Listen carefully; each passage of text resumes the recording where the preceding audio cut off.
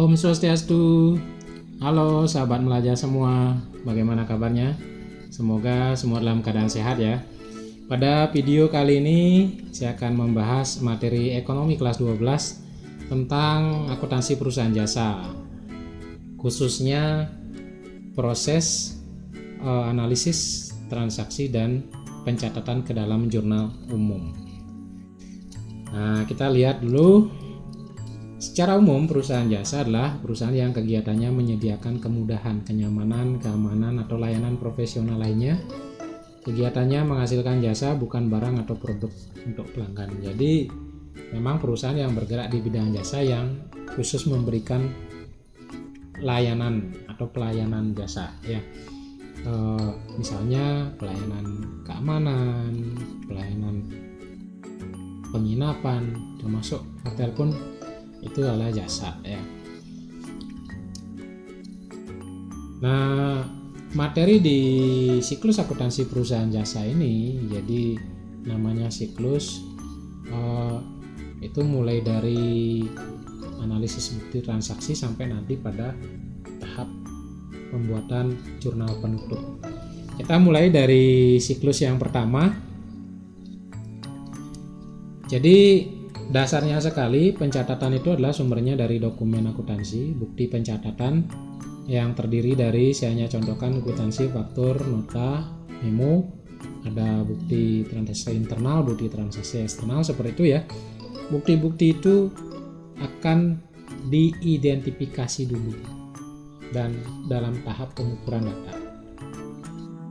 Ini apa sih yang dipengaruhi? Akibat bukti transaksi ini apa sih yang dipengaruhi? Itu adalah tahap identifikasi. Nah, setelah itu, setelah bukti transaksi ini dianalisis, diidentifikasi, maka selanjutnya baru bukti-bukti ini akan dicatat ke dalam jurnal. Nah, untuk perusahaan jasa itu lebih banyak akan menggunakan jurnal umum, karena memang transaksi-transaksi perusahaan itu, perusahaan jasa itu jenisnya itu sedikit. Ya, jenisnya. Kalau frekuensi transaksinya ya tergantung besar kecilnya perusahaan, tapi jenisnya itu sedikit karena memang dia perusahaannya itu adalah bergerak di bidang jasa. Sehingga jurnal yang digunakan adalah jurnal umum. Nah, jurnal umum ini termasuk pada tahap pencatatan. Jadi pencatatan transaksi dari dokumen ke jurnal itu tahap pencatatan. Kalau di dokumen itu tahap pengidentifikasi, tahap analisis. Jadi transaksi ini dokumennya seperti ini, apa sih yang dipengaruhi? Setelah kita tahu apa yang dipengaruhi, baru kita catat ke jurnal. Setelah dari jurnal umum, tahap berikutnya adalah penyusunan buku besar. Penyusunan buku besar adalah proses pemindahan transaksi-transaksi di jurnal umum ke buku besar, atau prosesnya disebut dengan istilah posting ke buku besar. Transaksi itu dipindahkan ke buku besar yang sejenis, dipilah-pilah, dibuatkan akun-akun yang sejenis. Jadi akun kas, dibuatkan akun kas, nanti transaksi di jurnal umum itu yang mana saja mempengaruhi kas dikumpulkan, akun piutang dibuatkan, semua akun dibuatkan buku besar. Jadi buku besar itu nanti dibuatlah sebanyak akun yang ada di perusahaan tersebut. Nah, tahap ini termasuk tahap penggolongan atau klasifikasi. Kemudian yang keempat, neraca saldo, penyusunan neraca saldo. Jadi setelah buku besar selesai, nanti di buku besar akan ada saldo-saldo akhir. Saldo-saldo akhir di masing-masing buku besar ini akan dikumpulkan menjadi satu, disusun dalam bentuk neraca, sehingga disebutlah neraca saldo. Dari segi namanya neraca saldo, berarti neraca yang berisi kumpulan saldo-saldo akhir buku besar. Tahap ini disebut dengan tahap pengiktisaran atau peringkasan. Nah, tahap berikutnya yang kelima adalah penyusunan kertas kerja dan jurnal penyesuaian. Kertas kerja atau yang dikenal dengan nama neraca lajur, ini adalah proses kertas kerja atau neraca lajur ya. Di sini ada proses penyesuaian. Tahap berikutnya adalah penyusunan laporan keuangan. Dari kertas kerja dan jurnal penyesuaian ini, setelah didapatkan nanti yang namanya neraca saldo disesuaikan, baru kita bisa menyusun sebuah laporan. Nah, ini tahap ini ya tahap laporan ya, tahap penyusunan laporan. Jadi yang terdiri dari neraca, perhitungan laba rugi, laporan perubahan modal, dan arus kas. Nah, tentu penyusunannya tidak seperti itu, mulai dari laba rugi dulu, perubahan modal, neraca, dan arus kas. Tapi saya buat seperti neraca, perhitungan laba rugi, perubahan modal, dan laporan arus kas. Nah, tahap laporan ini adalah tujuan akhir dari sebuah siklus akuntansi. Tujuannya kan untuk menghasilkan informasi akuntansi berupa laporan keuangan. Tujuannya tercapai, tetapi siklus tidak terhenti sampai di sini ya. Tidak terhenti sampai di sini. Ada tahap berikutnya lagi ya. Tahap penyusunan jurnal penutup dan neraca saldo setelah penutupan. Yang ini namanya tahap penutupan. Seperti yang pembahasan saya pada video-video sebelumnya, ada dua jenis akun, yaitu akun real dan nominal. Maka jurnal penutup ini adalah khusus menutup akun-akun nominal. Setelah ditutup nanti akan disusun lagi neraca saldo setelah penutupan, bagaimana neraca saldo itu akan menjadi saldo awal pada periode berikutnya. Seperti ini. Jadi setelah disusun neraca saldo setelah penutupan, maka akun-akun nominal itu akan hilang. Pendapatan, beban, laba atau rugi itu akan hilang. Maka akan menjadi neraca pada awal periode berikutnya. Sebagai dasar penyusunan kembali buku besar, akan menjadi saldo awal pada masing-masing buku besar. Jadi begitu terus, setelah menjadi saldo awal masing-masing buku besar ditambahkan dengan jurnal pada periode baru, periode selanjutnya, disusun lagi neraca saldo, disusun lagi kertas kerja, disusun lagi laporan. Setelah laporan selesai, diinformasikan kepada pihak-pihak yang memerlukan. Setelah itu semuanya dibuatkan jurnal penutup akun nominalnya, disusun neraca saldo setelah penutupan, menjadi lagi neraca awal periode berikutnya. Terus seperti itu bergulir akuntansinya selama perusahaan itu hidup. Nah, kapan berhenti? Denyutnya ini kapan berhenti? Apabila perusahaannya bangkrut. Nah, untuk kertas kerja atau neraca lajur ini sifatnya perantara ya, tidak wajib. Kenapa bisa dikatakan demikian? Kertas kerja ini mungkin tidak diperlukan apabila dari neraca saldo yang disusun, akun-akunnya itu semua menunjukkan kondisi real atau nyata pada saat itu. Tapi kalau dalam perusahaan besar tidak mungkin kan semua dalam kondisi real. Misalnya kita ambil contoh perlengkapan. Dari awal periode membeli perlengkapan, kemudian digunakan, membeli lagi, digunakan. Pada akhir periode akan diadakan pengecekan ke gudang, peninjauan kembali perlengkapan, berapa sih sisa real perlengkapannya. Bisa saja pemakaian perlengkapan yang tidak tercatat itu juga. Nah, setelah dilihat, ternyata perlengkapannya cuma tersisa sekian dari yang kita beli. Misalnya sebelumnya total pembelian perlengkapannya 1 juta, ternyata setelah dicek perlengkapannya itu hanya tersisa 600, berarti ada yang hilang 400. Yang hilang ini adalah terpakai. Nah, inilah yang perlu penyesuaian nanti agar perlengkapan itu betul-betul menunjukkan kondisi real. Belum lagi yang lain, misalnya kas uang tunai. Jadi di akhir periode kas itu wajib dicek. Jadi lacinya dibuka, berapa uang kertas 100 ribuan, berapa uang kertas 50 ribuan, sampai uang kertas 1000-an, kemudian koinnya berapa, koin yang 1000-an, kemudian dicek juga rekeningnya yang di bank berapa, disesuaikan. Kan bisa saja nanti contohnya kita menerima pembayaran, kemudian karena pengembalian tidak ada, pengembaliannya kurang, kita berikan uang yang lebih besar, bisa saja. Nah, itu perlu dicek. Ada selisih antara di catatan dengan yang uang yang ada di laci atau uang realnya. Nah, selisihnya itu dibuatkan penyesuaian juga. Ya, seperti itu. Jadi di penyesuaian ini adalah tujuannya agar akun-akun atau nilai-nilai pada akun di neraca saldo yang ditampilkan itu betul-betul menunjukkan kondisi yang sebenarnya. Nah, kertas kerja ini juga bisa digunakan untuk membantu membuat ringkasan laporan keuangan. Jadi begitu selesai neraca saldo, disusun laba rugi dan neraca akhir, di sana sudah ada gambaran yang pasti berapa sih sebenarnya labanya, berapa sih perubahan asetnya, berapa sih. Di sana udah ketahuan. Jadi kertas kerja ini bisa dikatakan tidak begitu penting apabila akunnya itu semua sudah menunjukkan kondisi nyata, dan sangat penting apabila akun-akun itu memang perlu disesuaikan nominalnya atau nilainya. Dan ini sangat membantu memberikan ringkasan kecil tentang laporan keuangan.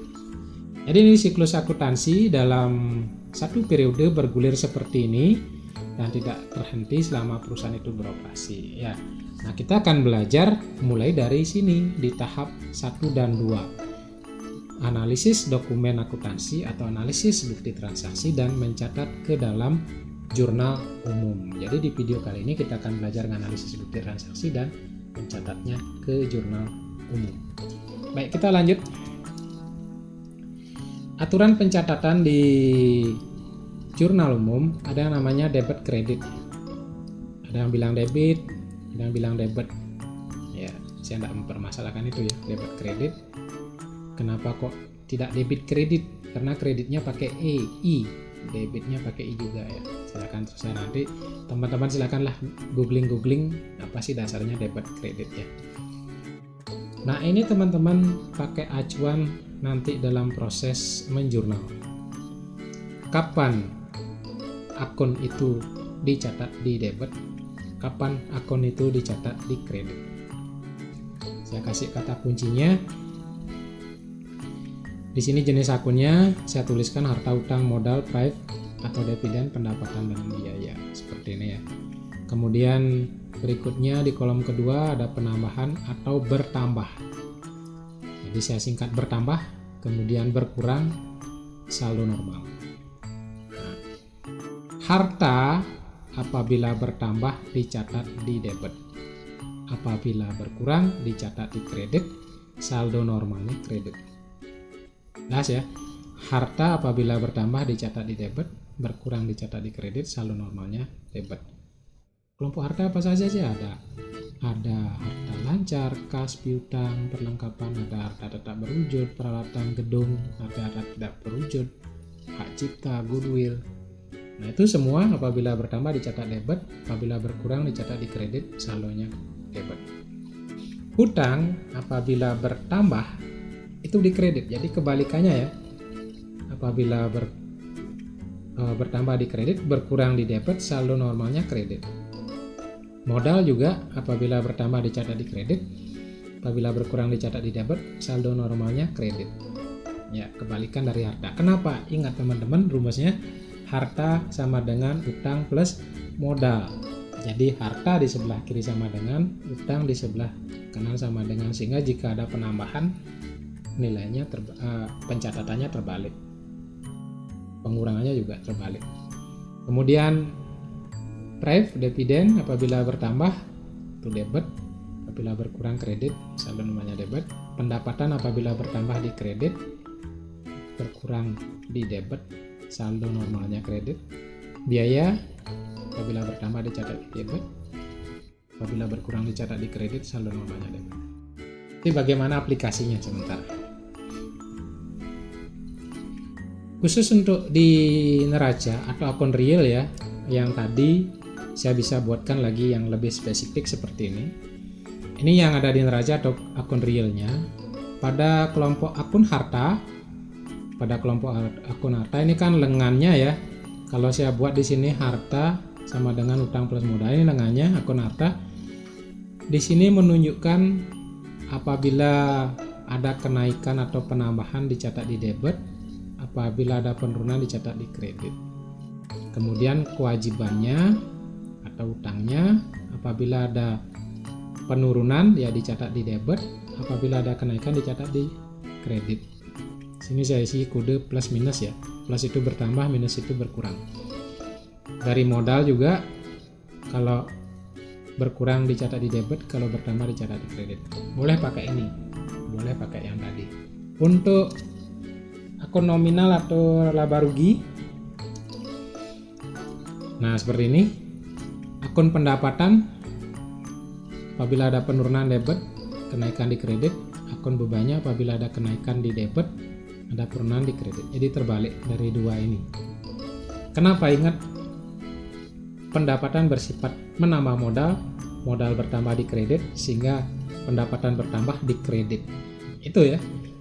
Beban sifatnya mengurangi modal. Apabila beban bertambah dicatat di debit, beban mempengaruhi modal, modalnya berkurang dicatat di debit.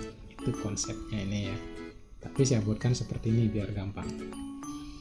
Nah, sekarang kita lihat seperti ini. Akun beban bertambah di debit, berkurang di kredit. Akun pendapatan bertambah di debit, berkurang di kredit. Silakan teman-teman yang mana mau dipergunakan. Kita lanjut sekarang ke tahap pencatatan.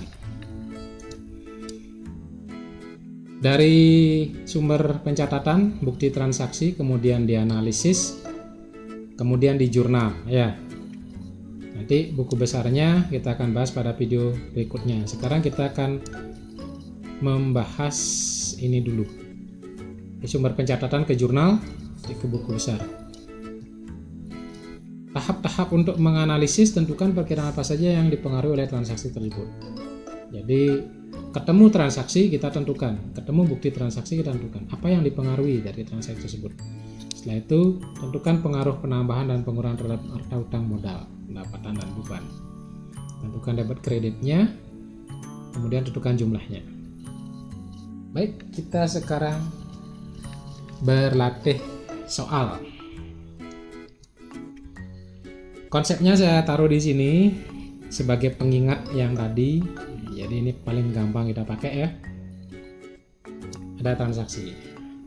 Pak Iwan mendirikan usaha jasa servis audio pada tanggal 1 Januari 2020 menyerahkan uang tunai 5 juta sebagai modal awal. Bagaimanakah analisisnya? Berdasarkan analisis pencatatan mekanisme debit kredit. Baik, kita analisis langsung transaksi ini. Pak Iwan mendirikan usaha, menyerahkan uang, maka posisikan teman-teman sebagai perusahaan ya. Pada video sebelumnya di persamaan dasar akuntansi saya juga sudah bahas. Posisikan teman-teman sebagai perusahaan, maka perusahaan itu terima uang dari Pak Iwan. Perusahaan terima uang dari Pak Iwan, uangnya bagaimana? Uangnya bertambah atau kasnya bertambah. Kas bertambah dicatat di sisi debit. Ini dia. Kas itu kelompok harta, bertambah dicatat di sisi debit. Sehingga kita catat debit sejumlah uang yang diterima 5 juta. Kemudian untuk apa? Untuk modal. Modal bertambah dicatat di kredit. Ini dia, modal bertambah di kredit. Nah, ini modal bertambah di kredit sebesar 5 juta. Keterangannya mencatat setoran modal atau mencatat investasi. Gampang kan analisis? Gampang. Ini yang dipakai dasar. Jadi dari transaksi tanggal 1 ini, kasnya bertambah dicatat di debit sesuai dengan tabel ini yang saya berikan. Kemudian modal bertambah dicatat di kredit sebesar 5 juta. Baru kita jurnal sekarang. Oke, kita jurnal. Analisisnya tetap saya tampilkan biar gampang. Format jurnalnya seperti ini. Oke. Di halaman pertama menjurnal wajib kita buatkan identitas tabel, yaitu nama perusahaan, nama tabelnya jurnal umum, periodenya Januari 2020. Ini wajib sebagai identitasnya ya. Berikutnya di sebelah kanannya saya isi dalam rupiah agar kita tidak menulis Rp berkali-kali ya, dalam rupiah, bukan dalam ribuan tapi dalam rupiah. Saya ingin menampilkan nolnya lengkap. Baik, bagaimana caranya menjurnal? Tanggal kita isi tanggal transaksi. Tanggal transaksi tadi itu tanggal 1 Januari. Berarti kita masukkan di sini Januari 1. Ya, tanggal sesuai dengan tanggal transaksi. Nah, keterangan beda dengan persamaan ya. Kita catat dulu yang debit. Nah, ini analisisnya kan kasnya debit. Kasnya debit. Modalnya kredit. Ya, kita catat dulu yang debit. Dahulukan yang di debit dulu. Berarti kita catat dulu kas. Kemudian isilah kolom debit senilai 5 juta, senilai penerimaan kas. Ngerti ya? Pada kolom keterangan dahulukan yang di debit sesuai dengan hasil analisis. Berarti kas debit. Kemudian isilah kolom debit sejumlah kas 5 juta. Oke, kolom kreditnya kosong. Kolom referensinya bagaimana? Kolom referensinya dikosongkan dulu. Nanti pada saat melakukan posting ke buku besar, baru kolom referensinya ini diisi. Jadi kolom referensinya teman-teman kosongkan ya. Berikutnya kita catat modal. Tanggalnya kita catat 1 kali aja. Ya, tanggalnya kita catat 1 kali. Nah, modal ini kan dikredit. Maka aturan penulisan di kolom keterangan yang dikredit ini dibuat agak mencorok ke tengah.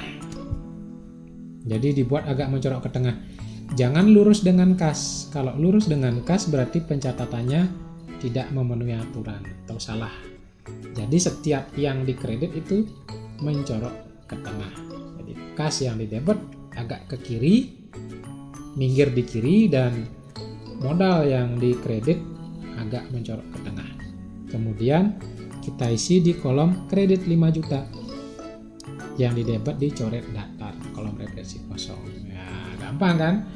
Memindahkan ke jurnal umum gampang. Kuncinya adalah kita bisa menganalisis dengan benar. Kemudian kita wajib isi keterangan. Mencatat setoran atau investasi pemilik. Tergantung nanti besarnya kolom ya. Kalau kolomnya besar ya dilengkapkan, karena nanti ini sebagai dasar pada saat posting. Seperti itu, berarti jurnal tanggal 1 udah selesai. Gampang kan? Belajar akuntansi itu mudah dan menyenangkan. Kita coba soal yang kedua. Tanggal 2 Januari Pak Iwan menyerahkan sebuah bangunan kecil untuk tempat usaha bengkelnya kepada perusahaan senilai 50 juta. Jadi Pak Iwan ini diserahkan lagi bangunan untuk usaha yang dinilai 50 juta. Kita masih pegang ini untuk analisis ya teman-teman. Nah, kita masih pegang ini, yang mana sih debit, yang mana sih kredit. Pada persamaan akuntansi kita pasti masih ingat kan. Perusahaan menerima gedung, berarti gedung perusahaan bertambah. Gedung itu kelompok harta. Ingat, gedung itu adalah kelompok harta tetap berwujud, jadi kelompok harta. Berarti gedung bertambah dicatat di debit. Ini loh analisisnya. Nah, gedung bertambah dicatat di debit sebesar 50 juta. Untuk apa? Untuk modal.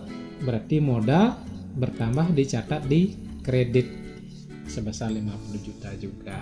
Gampang kan analisisnya? Ada ini loh tabelnya ini. Jadi ini kuncinya. Keterangannya ya mencatat tambahan modal investasi. Jadi setelah itu kita jurnal. Oke, analisisnya saya tampilkan biar gampang memindahkan ke jurnal. Nah, ini yang tanggal 1 saya masih tampilkan agar teman-teman tidak bingung. Kalau di persamaan kan kita dapat 2 baris jumlah. Kalau di jurnal enggak, nanti di jumlah sekalian. Januari 2, kita masukkan tanggalnya sesuai dengan tanggal transaksi. Kemudian kita masukkan gedung, karena gedung debit ya. Dahulukan yang di debit, gedung dulu dicatat. Debit agak ke kiri, minggir kiri. Kita masukkan di kolom debit 50 juta. Kolom kredit coret datar. Kemudian di kredit agak ke tengah, menjorok ke tengah, menjorok ke kanan, modal. Sesuai dengan analisisnya di atas, di sini. Kemudian diisi di kolom kredit, debitnya coret datar. Keterangannya mencatat setoran modal berupa gedung. Nah, gampang kan? Gampang. Akuntansi itu paling gampang, paling mudah dan menyenangkan. Pokoknya I love akuntansi. Oke, kita lanjut soal ketiga. Tanggal 3 Januari 2020 perusahaan membeli IC, transistor, diode, timah. Ini adalah alat-alat elektronik ya. Oh, bukan alat perlengkapan elektronik ya. Perlengkapan elektronik. Jadi karena dia bengkel, nanti ini termasuk perlengkapan karena begitu dipasang dibawa oleh konsumennya nggak mungkin diambil lagi gitu ya. Sehingga dia namanya perlengkapan. Pembeliannya secara tunai 700. Apa yang dipengaruhi sekarang? Kita masih pegang tabel ini ya. IC, transistor, diode ini adalah kelompok perlengkapan karena barang-barang ini sekali pakai dibawa misalnya kita servis radio, IC-nya rusak, udah dipasang kan dibawa sama pemilik radionya, melekat di radio itu, nggak mungkin kita ambil lagi. Begitu juga transistor, apalagi timah dipakai nyoder, ya udah melekat di sana, nggak diambil. Berarti ini adalah semua kelompok perlengkapan. Kita analisis, kita membeli perlengkapan berarti perlengkapan bertambah. Perlengkapan itu adalah kelompok harta lancar. Harta bertambah di debit, maka perlengkapan bertambah dicatat di debit. Jangan di sisi debit, nanti di sampingnya. Jangan lagi di sebelah debit, nanti di sampingnya. Jadi di debit, tegaskan debit ya. Kemudian kita membeli secara tunai, uang perusahaan berkurang, berarti kas perusahaan berkurang. Kas itu adalah kelompok harta lancar. Kas berkurang di kredit, berarti kas berkurang 700 dicatat di kredit. Keterangannya membeli perlengkapan. Oh, gampang analisis, ada ini. Enak loh teman-teman belajar akuntansi. Kita sekarang jurnal. Analisisnya saya ambilkan. Kita masukkan tanggal 3. Kemudian perlengkapan debit, dahulukan yang debit, ingat ya teman-teman. Di kreditnya di debitnya kita masukkan 700, kreditnya kosong. Kemudian kasnya di kredit agak ke tengah. Kemudian di kolom kredit isi 700, kolom debitnya kosong. Kolom referensi dikosongkan, nanti pada saat posting kita isi. Keterangannya adalah mencatat pembelian perlengkapan. Gampang. Ya, kita lanjut ke soal yang keempat. Tanggal 4 Januari perusahaan membeli solder pemanas timah ya, dan multitester. Nah, perusahaan membeli apa ini? Perlengkapan atau peralatan? Kalau soldernya bisa digunakan berkali-kali. Gak mungkin nanti habis nyolder timah, soldernya ditaruh di dalam radio. Kemudian habis menggunakan multitester, habis multitester radio, multitesternya ditaruh di dalam radio, nggak mungkin diambil sama bengkelnya. Berarti ini adalah peralatan, barang yang bisa digunakan beberapa kali atau nilai umur ekonomisnya lebih dari setahun. Maka inilah peralatan. Perusahaan membeli peralatan, kita analisis. Perusahaan membeli peralatan berarti peralatan bertambah. Peralatan itu jenis apa? Jenis harta tetap berwujud. Berarti harta bertambah di debit. Peralatan bertambah 2 juta dicatat di debit. Karena kita belum bayar, muncullah hutang. Hutang bertambah 2 juta dicatat di kredit. Dari mana? Dari sini tabelnya, hutang bertambah di kredit. Harta bertambah debit, keterangannya mencatat pembelian peralatan. Gampang sekali. Ada ini. Nah, kita jurnal. Oke. Analisisnya nggak muncul ya. Ini salah memberikan efek. Oke, kita dahulukan yang di debit peralatan. Taruh nilainya di debit juga 2 juta, yang di kredit utang usaha 2 juta juga. Keterangannya mencatat pembelian peralatan. Nah, analisisnya baru muncul gitu. Tetap pada saat menjurnal kita dahulukan yang di debit, yang di kredit belakangan dan agak ke tengah. Wajib setiap jurnal kita isi keterangan dan tidak dijumlah berkali-kali, beda dengan persamaan. Ya, kita lanjut ke soal berikutnya, soal yang kelima. Tanggal 5 Januari 2020 perusahaan menyelesaikan pekerjaan servis audio senilai 900.000 dan diterima secara tunai. Nah, ini apa? Ini apa? Kita analisis. Perusahaan menyelesaikan servis dan menerima secara tunai. Kita analisis dulu. Perusahaan menyelesaikan servis berarti memperoleh apa? Pendapatan. Memperoleh pendapatan berupa uang tunai. Kita langsung analisis kas bertambah 900.000 di debit. Kas ini kelompok harta kan? Kas bertambah di debit. Kenapa kita catat kas? Karena kita terima secara tunai. Analisis kedua, ingat teman-teman nganalisis kemarin kalau menerima pendapatan dicatat di modal. Modal bertambah 900. Tetapi pada saat menjurnal beda dengan persamaan. Pada saat menjurnal teman-teman wajib menjurnal pendapatan jasa di kredit, bukan modal.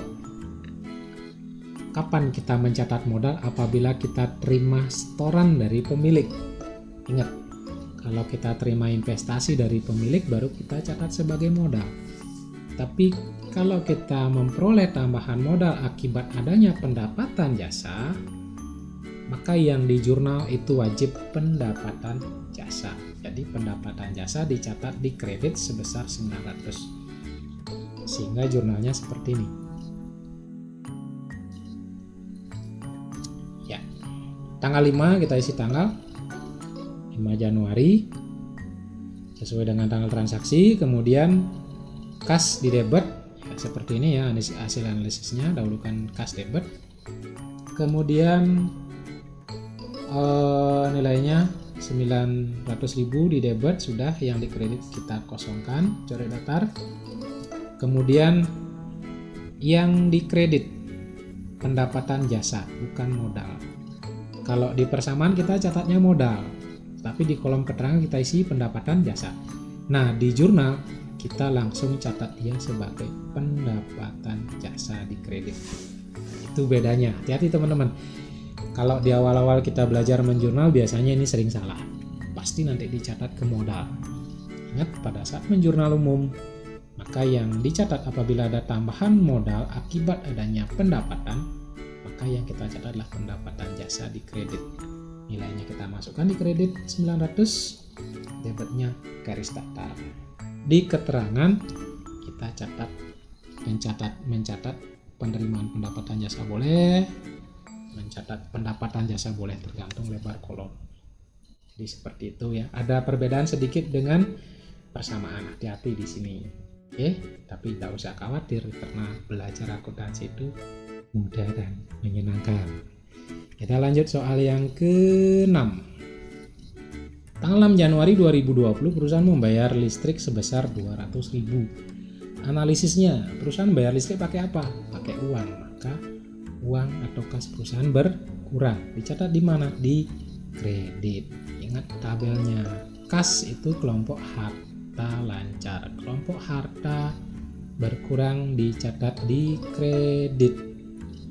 Ya, jangan sampai salah. Makanya setiap soal saya isi tabel ini untuk mengingatkan biar terus melekat di ingatannya ya. Kas berkurang 200 dicatat di kredit karena kita membayar listrik. Modal berkurang. Ingat persamaan kemarin kan?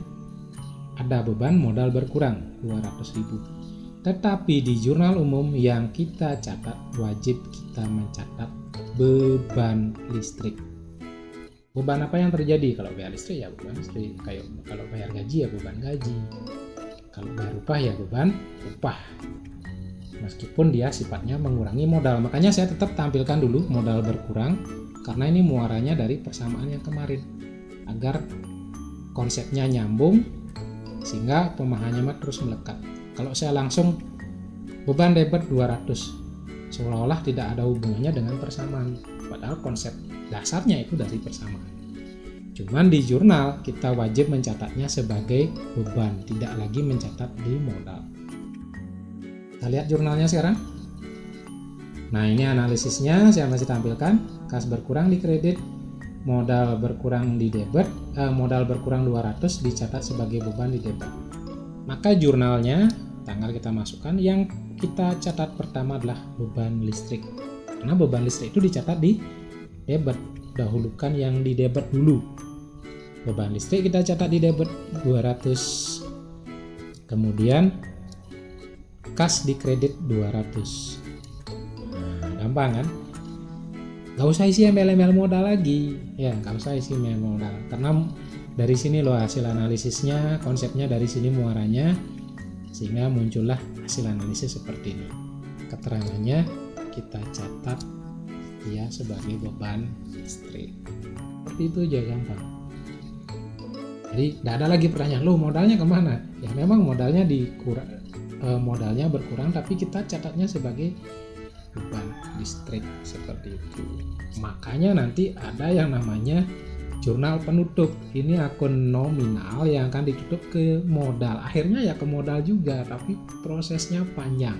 Nanti terakhir teman-teman kalau pikirkan lagi modalnya kemana, dia bingung. Jadi begitu teman-teman belajar satu siklus sampai jurnal penutup, baru ngerti bahwa akun-akun nominal yang muncul itu akan ditutup ke modal.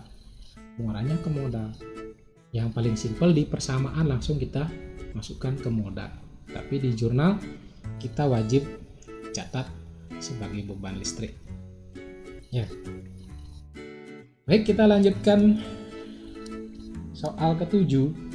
Perusahaan membeli alat usaha sebesar 1 juta dan baru dibayar 200. Nah, ini jelas perusahaan membeli alat usaha berarti perusahaan membeli peralatan. Kita analisis pasti peralatan bertambah. Peralatan itu kelompok harta tetap berwujud.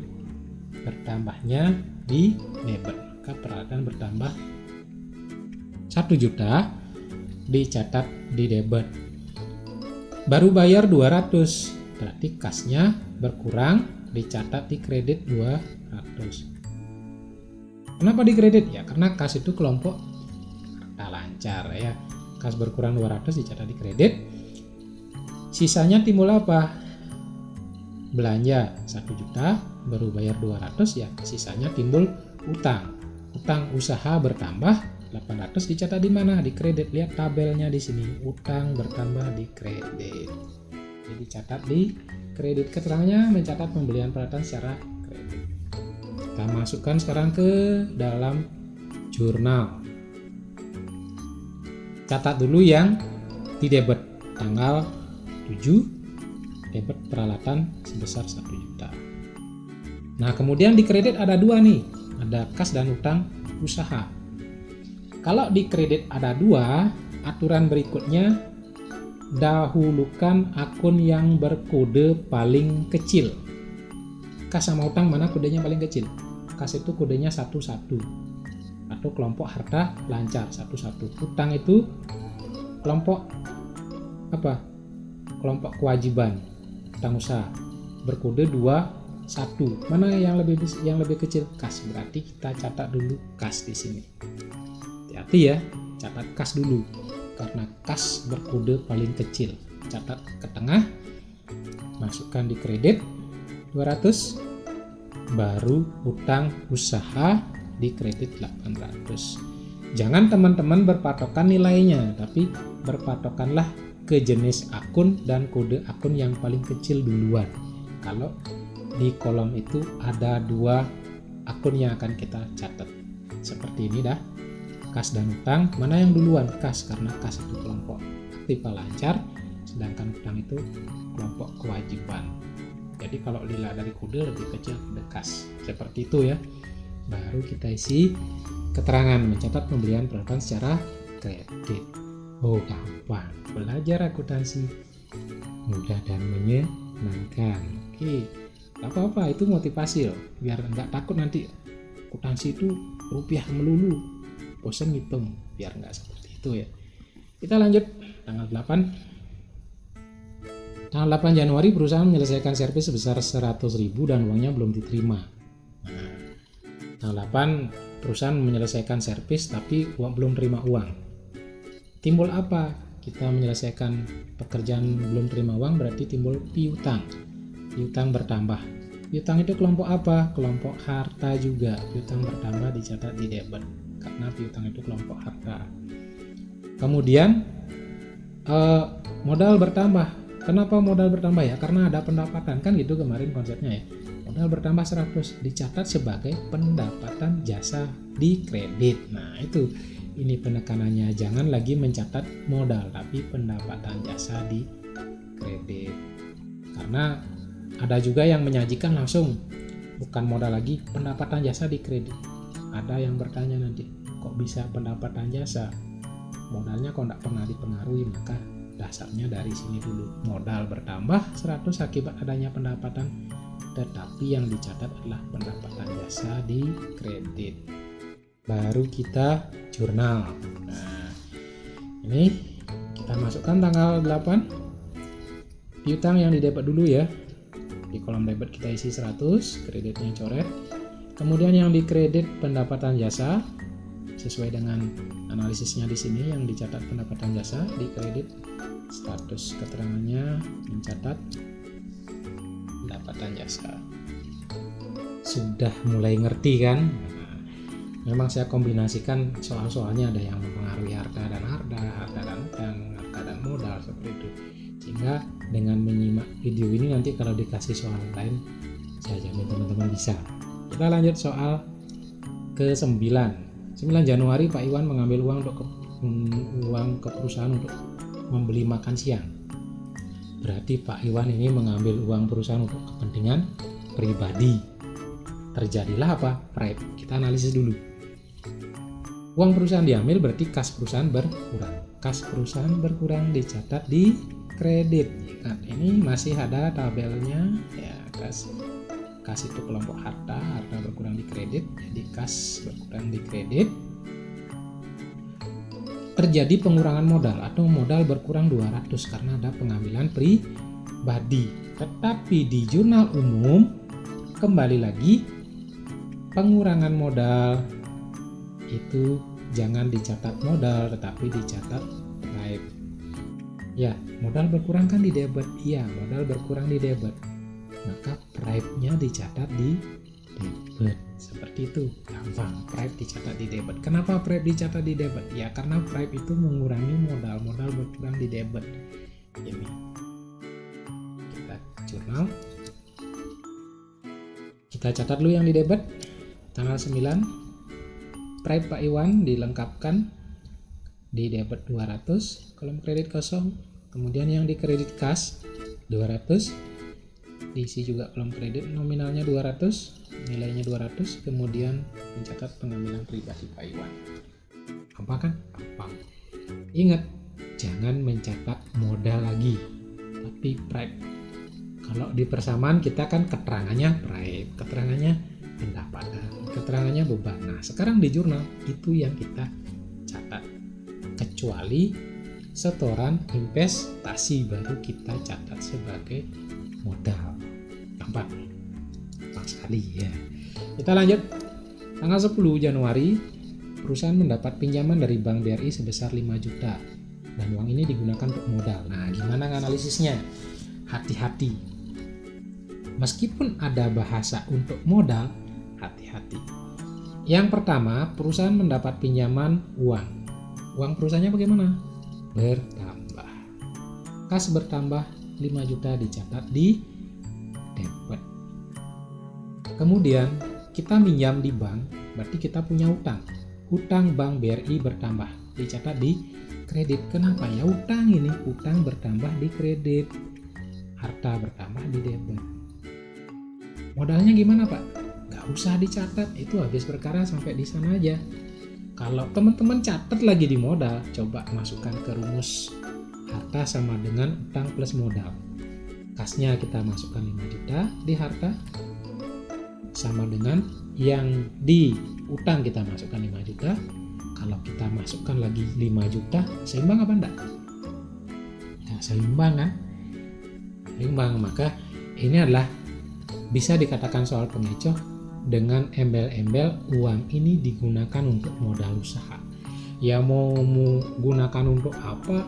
Namanya uang hasil pinjaman yang kita catat adalah kas penambahan akibat pinjaman di debit dan utang pinjaman tersebut di kredit. Kalau utangnya utang bank ya utang bank. Kalau kita minjamnya pada perorangan berarti utang pada tuan siapa. Kalau kita minjamnya pada lembaga misalnya koperasi, utang pada koperasi apa. Seperti itu saja.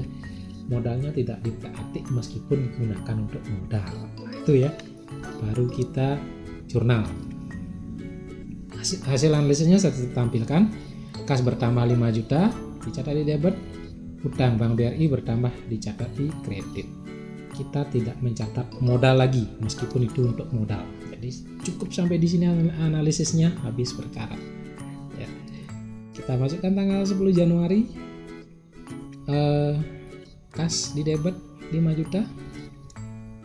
Kemudian utang bank di kredit 5 juta. Dilengkapi ya utang Bank BRI, siapa tahu nanti pinjaman banknya lebih dari satu, misalnya pinjam di bank Bank Mandiri juga, minjem di Bank BPD juga, kan bisa saja. Jadi itu harus dibuatkan akun-akunnya tersendiri. Kita masukkan nilainya di kredit, yang kosong dicoret datar, keterangannya mencatat pinjaman bank. Analisisnya cukup sekian, jangan melibatkan modal lagi, meskipun itu untuk modal itu bahasa pengecoh aja di soal. Ya, saya terinspirasi guru akuntansi saya waktu SMA ya, Pak Cipto. Cukup sampai di sini habis perkara. Oke, kita lanjut. Transaksi berikutnya tanggal 11 Januari 2020 perusahaan menerima pelunasan piutang tanggal 8 Januari sebesar 100.000. Jadi tanggal 8 Januari kita kan punya piutang. Nah, diterima pelunasannya tanggal 11 Januari itu ya. Itu kisah dari soal ini. Kita analisis. Kita menerima pelunasan piutang, berarti kita terimanya dalam bentuk uang tunai, maka kas perusahaan pasti bertambah. Kita catat di debit. Kas bertambah 100.000, kita catat di debit. Kemudian piutang berkurang karena udah dibayar. Piutang berkurang di kredit, dicatat di kredit sebesar 100.000 juga. Yang lainnya tidak dipengaruhi lagi. Jangan lagi mencatat pendapatan karena ini hanya pelunasan piutang. Meskipun disebutkan tanggal 8, nanti teman-teman jangan lihat lagi tanggal 8 itu ada apa. Ada pendapatan, jangan. Yang kita lihat tanggal 8 kita punya piutang, dilunasi tanggal 11, berarti pelunasannya kita terima uang, kas bertambah, dicatat di debit, dan piutangnya berkurang karena sudah dilunasi, dicatat di kredit. Habis perkara. Itu aja, kita jurnal sekarang. Nah, ini analisisnya saya tampilkan tanggal 11.